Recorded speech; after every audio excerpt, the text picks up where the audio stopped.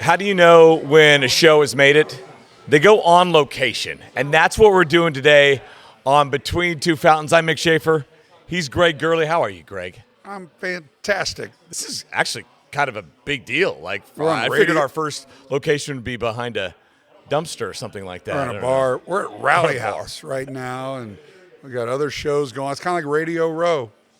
That's exactly what it is. We're like at a Super Bowl or something like that. But we are on the road here at Rally House, just outside of the Big 12 tournament. This is it's the best day of the Big 12 tournament, right? There's not 5 days of it, but this is day 3. You're at the quarterfinals. All the best teams are playing. This is my favorite day. Yeah, I mean, it's moving day for sure. We've already had, Tuesday and Wednesday having 4 games on each of those days. Been some really good games, some comebacks, but now, we got Iowa State going right now, and they have, of course, as always, have kind of taken over this town. Yeah, they love their go Cyclones, baby. They love the Chamber of Commerce people they're rooting for Iowa State more than anybody else because they come in droves and they love their Westport, they love their Power and Light, and it's great for the tournament. Kathy Nelson has actually talked about the president of the Sports Commission. I believe she pays off the refs to help out Iowa State. Kathy, care to respond? She's not here, so she can't back up that completely false claim. But we do love the Iowa State people here in town. We love here at Rally House. The coolest thing is they've got these new. Have you seen them? The gray starter jackets here. Are you getting one? You get one for free? Because those are pretty. There you go. Look at that. Those are sweet. Rally House, the official apparel provider of the Big 12 Conference. Yes. And some of these designs are sweet. I like the old school KU design. The Iowa State one is awesome. I'm not an Iowa State fan, but I might just get it. Not that one. I like the gray Iowa State more. But that's kind of old school. They're bringing it. Starters bringing it back. But you and I are old enough to remember when starting out was like the original iteration. And of you would go to Merle Harmon's fan fair at Metcalf South. Okay. You're from whatever. I'd go to Town West Mall in Yes. Wichita. Once every 2 months, we got to go to Wichita. Big trip. We would go to Merle. I think it was Merle Harmon. I think it was an old baseball player, and he had it was kind of before maybe Foot Locker or whatever, and you would buy posters, starter jackets. Yes. That was like a cool place to go. My only posters in my room were from Totino's Pizza. Okay, Totino's Pizza. Back in the day at Carl's Apple Market in Caldwell, you could buy 10 of those for $1. Like you have your sleepover, all that stuff, and they would have NBA posters. And for whatever reason, they had late 80s, early 90s. They had Michael Jordan. They had all the big stars. What did the Totino's have? I don't understand. Totino's, the brand pizza, right? And they would put NBA little posters in there. I mean, they're like this big. They're tiny. In the pizza box. In the pizza box, yeah. And so for whatever reason, we got our only shipment. We got the Rex Chapman box. All the posters we ever got were Rex Chapman. So we had some Rex Chapman fans in Caldwell with the Hornets, I guess. But we didn't get Larry Bird or anybody like that. It was all Rex Chapman. Yeah. No Akeem Olajuwon. Bringing starter back to 2026 here at Rally House. My Rally House history is used to be Kansas Sampler. Started as Kansas Sampler. I was in the apparel business, and I would weren't you? I would go to the owners of Kansas Sampler, Tim and Peg Liebert, and we would write orders in their basement. They had one store at about 90. It was on 95th and Antioch, something like that, and it was. We'd write an order for 24 T-shirts here, and it was small stuff, but they have over 315 stores nationwide, That wowed me. 16 in Kansas City. So get down to Rally House, come to the game, swing by Rally House, get yourself some starter gear, and support your team, but only buy KU stuff. It's a Kansas City store. It's my go-to. On December 22nd, right? When I'm still needing 4 or 5 more gifts. I go to the one over on Shawnee Mission Parkway out by 435. They just have a ton of Kansas City stuff. Yeah. Kansas, all these great gift ideas. Just get some Wizard of Oz stuff. Is that what you get? Absolutely. Yeah. I know you're a big fan. The mugs that say you're not in Kansas anymore. World's greatest dad. That's it. I am him. I got him. So we appreciate them bringing us out on the road here because we're used to just doing it in our basement. But you know what? This show, it's like episode 8, and we're already growing. Killing it. killing it. If you're talking trucks, you're talking Lewisburg Ford. With over 100 new F-150s on the lot, Lewisburg Ford is your truck headquarters. Right now, get up to $13,500 off MSRP on the new 2025 Ford F-150 XLT or 2.9% financing.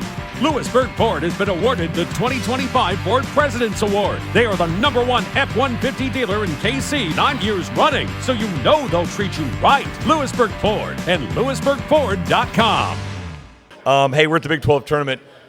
You haven't been in yet, right? I went yesterday for a little bit. A little bit. What are your impressions so far of everything? What's your biggest takeaway of 2.5 days of men's Big 12 tournament action? So Well, like everybody, I was curious about the court. Our team came on Monday to do a quick little shoot around. I wasn't with them at that time, so this is my first time seeing it, standing on it. I heard you slipped. I heard the broadcast just fell on that was more of just a fall. I don't know if I would call it a slide. I just tipped over. I'm pretty top heavy. But I think it's cool. I like that we're doing this. We, as in the Big 12.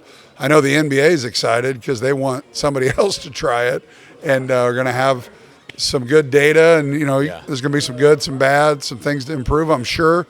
But the advertising revenue, the NBA is just salivating because they want this to work, and because it's so starting lineups are cool. It's just basically a video board jumbotron on the floor. It's exactly. You can do whatever you want with it. And there's going to be slips. I don't know how they fix it. It's like the texture is like these dots, but you hear shoes. It squeaks, squeaks still, right? like a wood floor. So I was most intrigued and looking forward to seeing that in action here tonight. But it's just been the Big 12 is such a monster. We've talked about it all year, and just looking at Iowa State played on Wednesday. I can't believe they're 5 seed. They could be one of the top 5 or 6 teams in the country. Right. And so we Kansas really wanted BYU to win that game last Saturday because that meant we play at 8:30 on Thursday, as opposed to playing in that first game against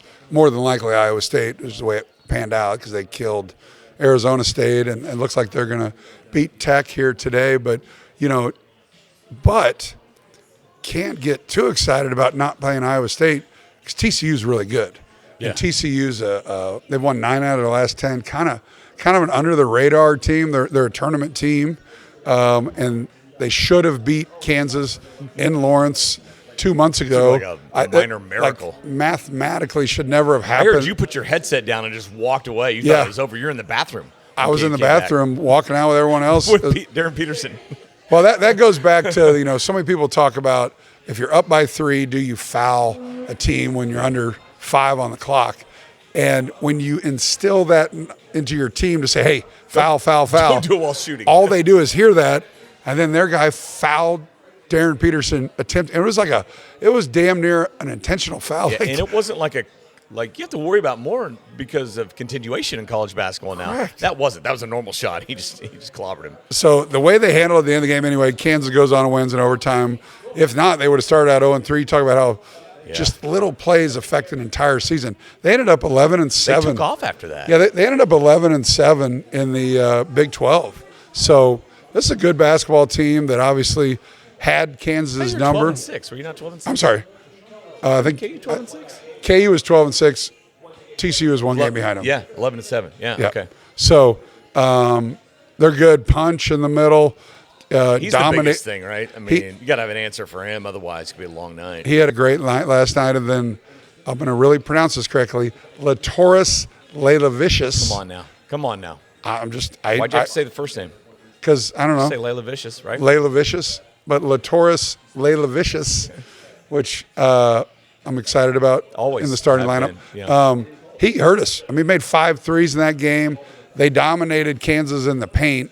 We started the double. They'd pitch to the corner, and they'd make threes, and they ended up with a 16, 17-point lead. So long answer to what we talked about earlier, but avoiding Iowa State was big, But getting TCU is going to be a big-time challenge. Oh, yeah. If you win these next 3 games, you're going to play. You're playing tournament teams. You're playing we're going to be top seeds in the tournament come Sunday for a selection show. I think it sets up great today because you have Iowa State at the first game and you have KU at the last game. So you're going to get just the carryover of that Iowa State game, the build up into the KU game, and this place is going to be flooded with people. I parked on the 10th floor of the Ed Wolf garage today, which I didn't know they went above 6. I've always parked there. I've never gone above 6, but they go to 10 apparently, or I just parked on a roof and I can't get down. So good to see this place does it better than anybody. I know all the Four Corner schools are wanting to bring it to Vegas. Not so fast, all right?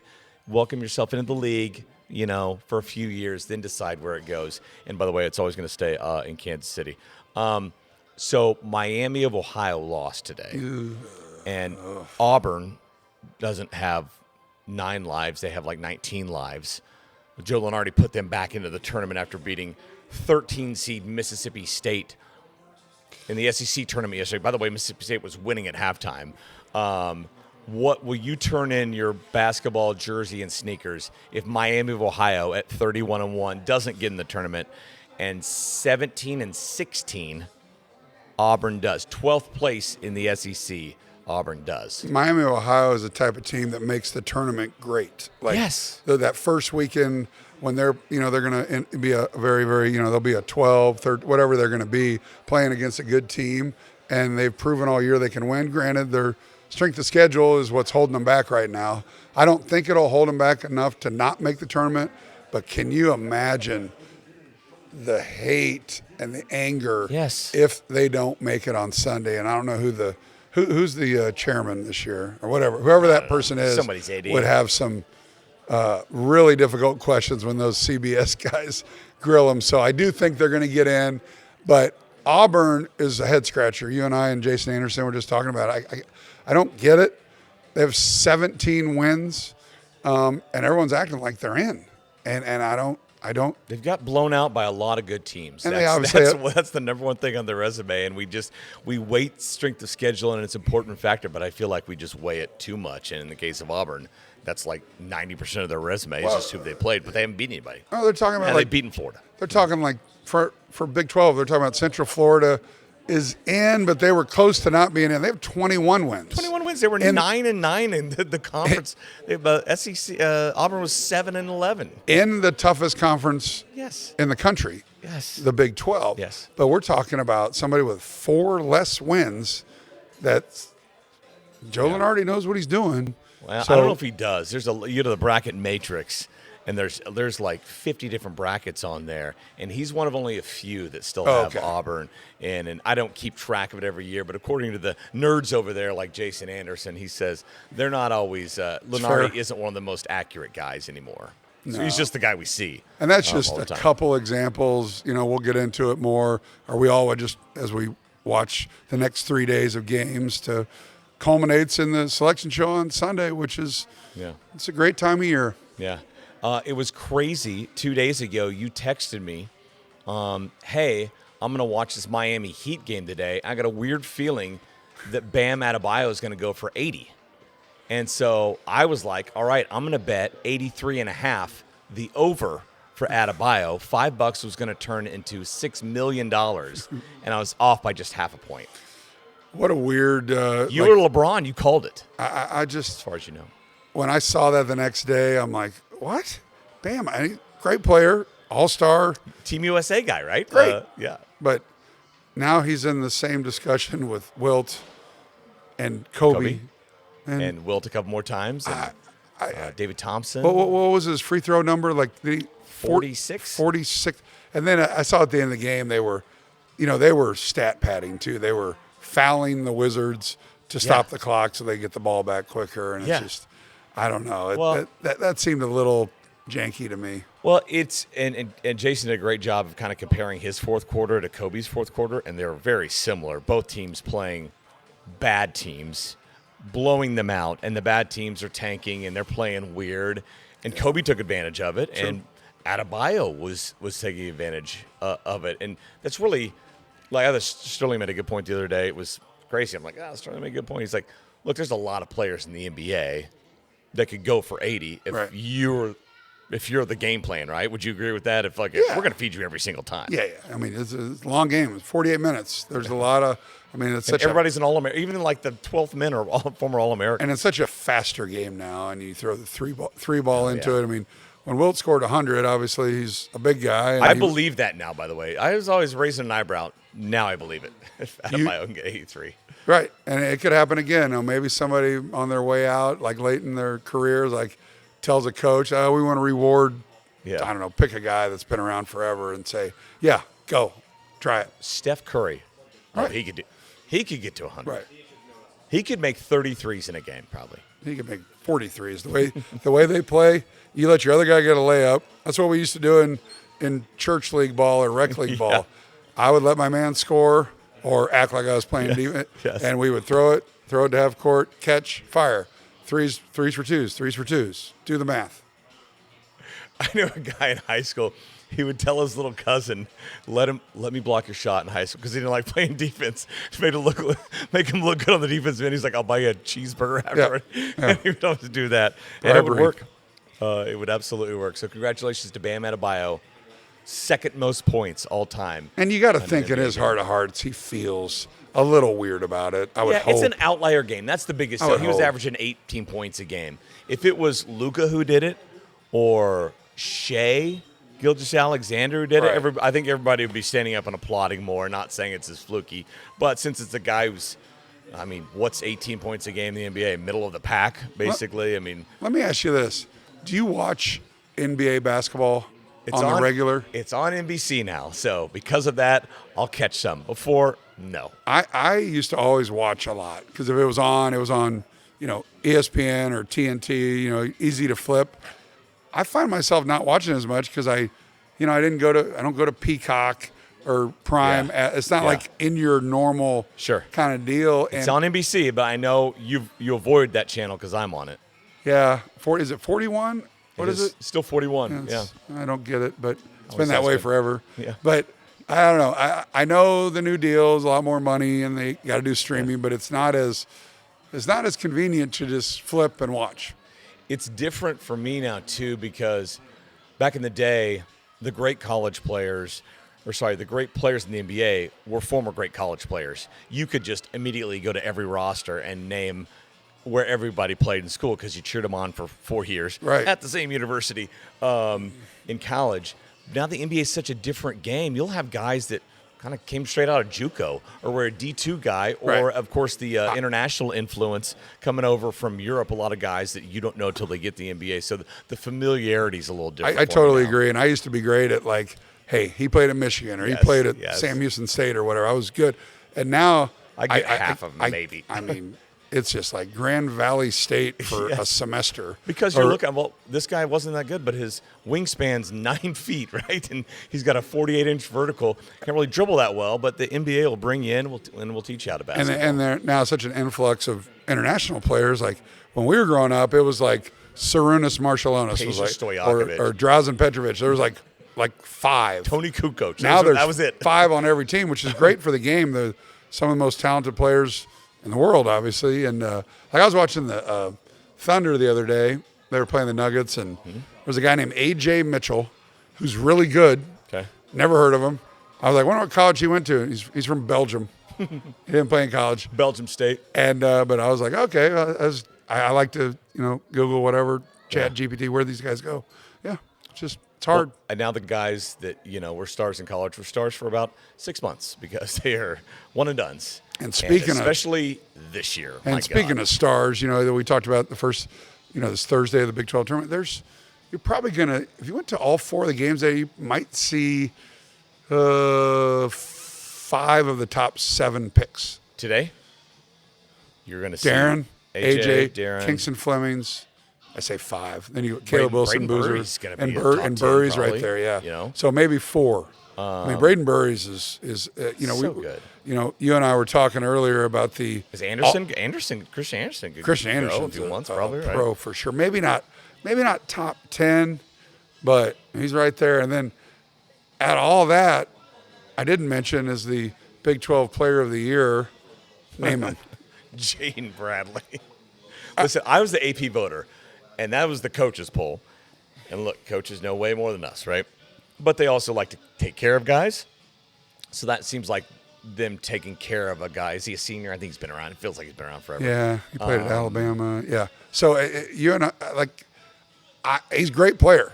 No question about it. I've seen him twice this year. Love him. He's a pro.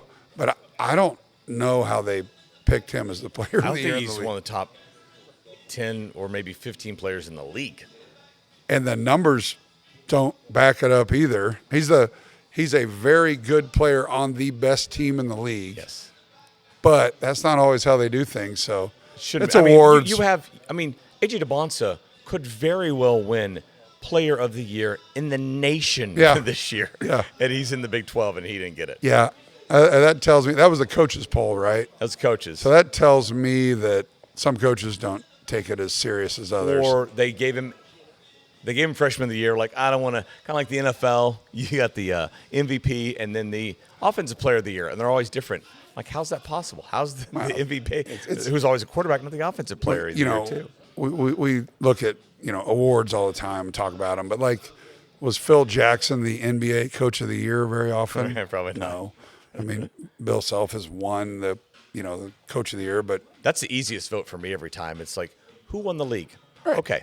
Because he's the guy that, and it might be changing now with like GMs for teams, but before it's like, okay, he's the guy that bought the groceries and he cooked the meal. But so yeah. I'll give it to him. Jane Bradley's on it, obviously. I think he's like the third or fourth best player on his team. Arizona's so good. So good. So good. They got a real chance. I think it's Arizona and Michigan. And Duke. There's no question there's, everybody, what did you say, Duke? Yeah, before those are the three lock solid number one seeds. I think Florida's probably slid into the fourth by now. Right. But I think all year long, those three, they've just been kind of leapfrogging each other first, second, and third place, I feel like, in the polls. And they've been the most steadily dominant of all the teams. Agreed. And so we're going to know our number one seeds, and obviously somebody's going to get upset. I'm not as sold on Duke. I love Boozer, but I don't think you talk about player of the year in the country. A lot of people will say it's Boozer, which might be the case. He's had the most efficient and impactful season of anyone on one of the best teams, and I don't think there's a player on Arizona or Michigan that I would put above everybody else. They're both. No, you're right. They're both kind of conglomerates teams, right? And a lot of parts there. And I don't know. He's going to be a great pro, but I don't know if he's an elite. Yeah. Now, I think he'll win it just because of numbers. Led the ACC in scoring and rebounding, and it's probably the right decision. It depends how you look at it. Do you look at their impact in their college career or how they're going to be as a pro? Yeah. There's going to be better pros, in my opinion, but that shouldn't affect how you vote on player of the year in college. Yeah. Hey, speaking of knowing guys on rosters, do you know anybody left for the Chiefs? Kelsey's back. Mahomes is rehabbing, but they have lost like most of the defense and like the entire 2022 class at this point. What about Karlaftis? Is he back? They re-signed him a year or so ago. They locked him in. He's him and Najee Johnson of the 10 picks in the 22 draft are the only two left on the team. And Najee's probably gone soon too. Who knows? Unless he signs. Chris Jones is back, right? He is, but he was like 2016 draft. Okay. Yeah. Yeah. So those four. The transfer portal is affecting the NFL as well. It is. Because we just gotta reload and figure out the money. It truly is, college, NFL, NBA. That's how you do it, because it doesn't. There's not a lot of long-term contracts, and they can just cut you. Like Miami cut whatever $99 million is in dead money. Yeah. That's what Miami has. I don't know how all the words work, but dead money can't be good, right? No, it's not good.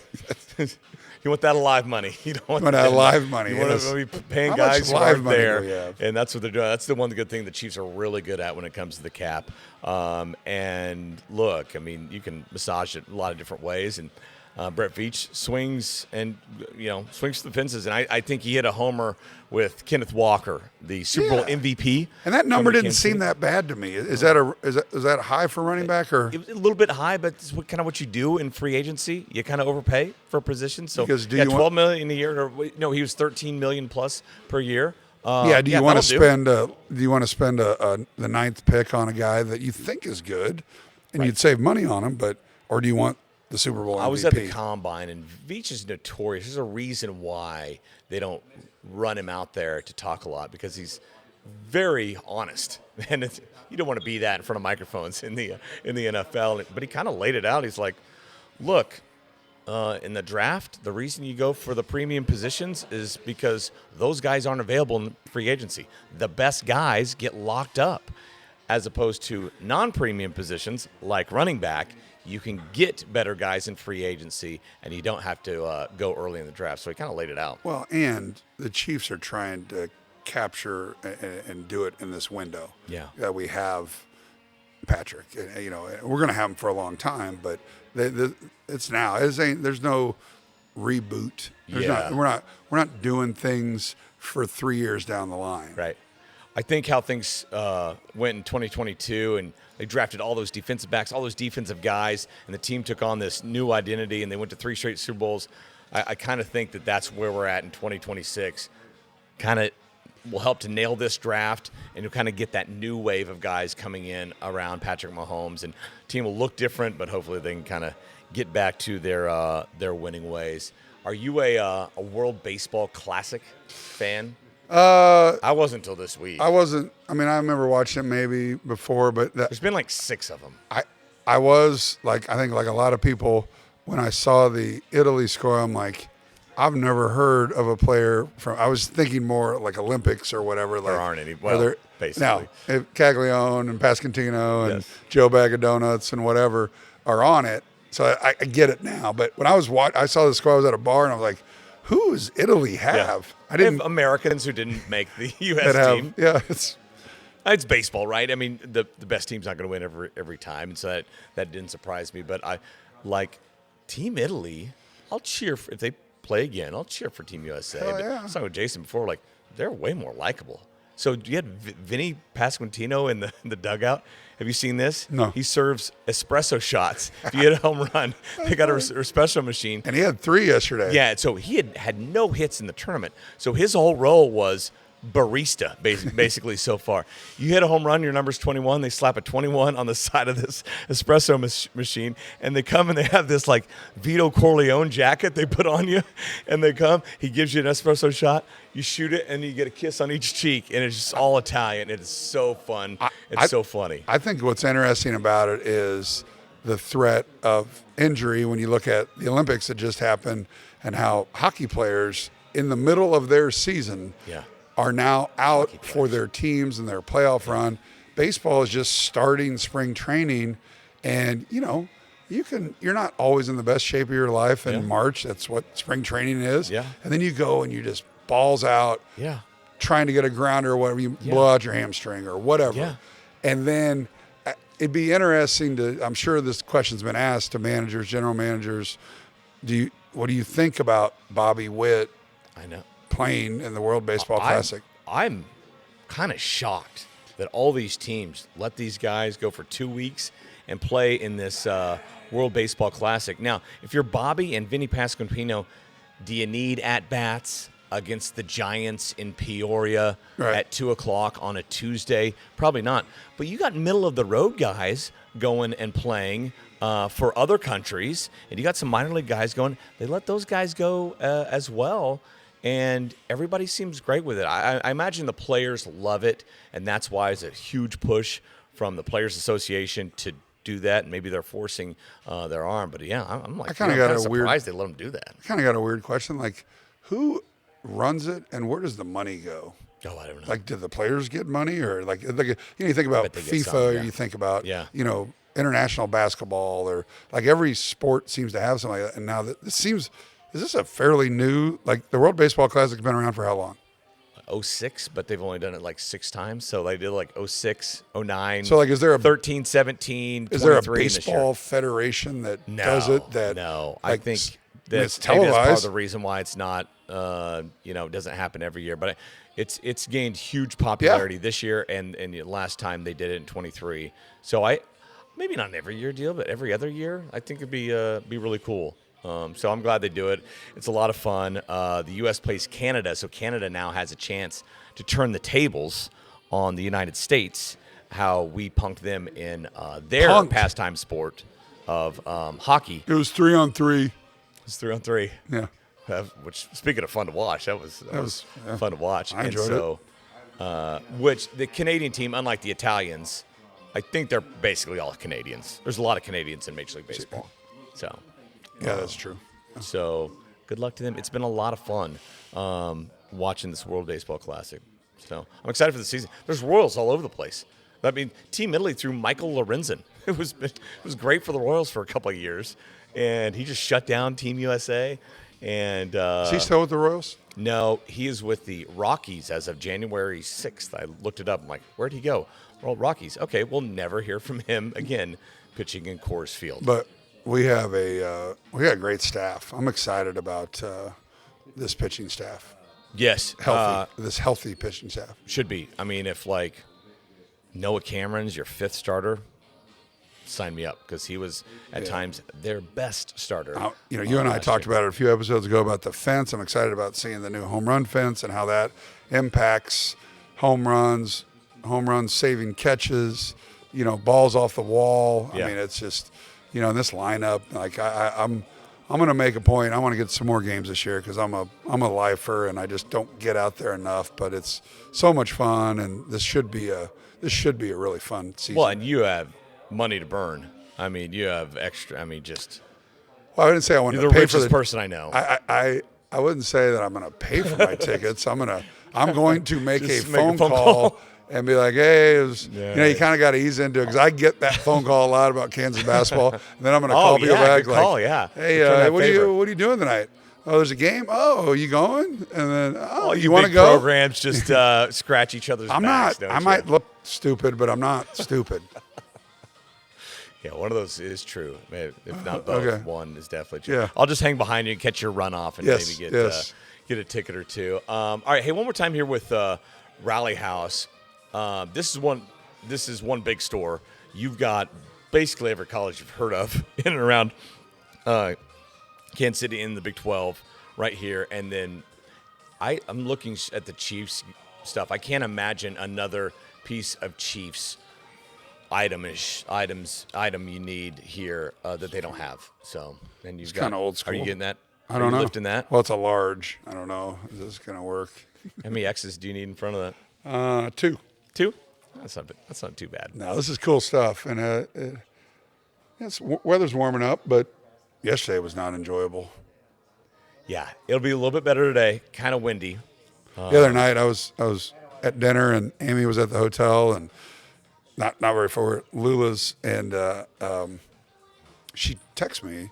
She goes, "I'm in the basement of the hotel. Sirens are going off, and we're just sitting by the windows on Main Street having dinner." Yeah. And she goes, "Well, what are you going to do?" And I going go, north of us? "I think we're just going to continue eating and cross our fingers." But the basement of the hotel, she's much safer than I.